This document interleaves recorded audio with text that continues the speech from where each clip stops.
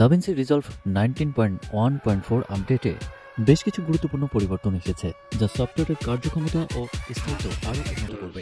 এবার থেকে ব্ল্যাকম্যাজিক র এসডিকে 4.5 এর জন্য সাপোর্ট যুক্ত করা হয়েছে, যা ব্যবহারকারীদের আরও উন্নত ভিডিও এডিটিং অভিজ্ঞতা দেবে।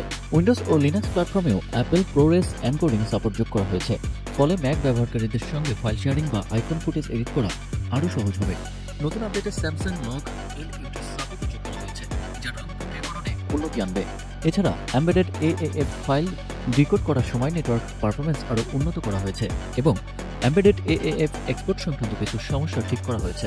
ইন্টারলেস্ট মিডিয়া টেপে রেকর্ডিংয়ের সময় অডিও স্টাটারিং সমস্যা দূর করা হয়েছে, যা আগের ভার্সনে ব্যবহারকারীদের অসুবিধা ফেলেছিল।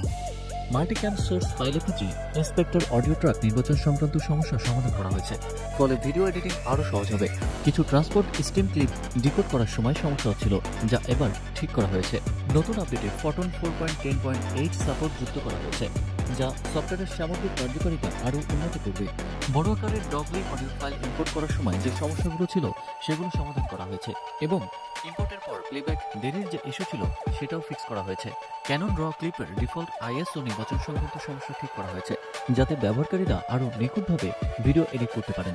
ARRI র ক্লিপ প্লেব্যাকের সময় সেন্টার ক্রাফ সংক্রান্ত সমস্যা দূর করা হয়েছে, ফলে এই ধরনের ফুটেজ নিয়ে কাজ করা আরও সহজ হবে। সর্বোপরি নতুন আপডেটে সফটওয়্যারের পারফরম্যান্স ও স্থায়িত্ব আরও উন্নত করা হয়েছে, যা দাভিন্সি রিজলভ ব্যবহারকারীদের জন্য অত্যন্ত গুরুত্বপূর্ণ।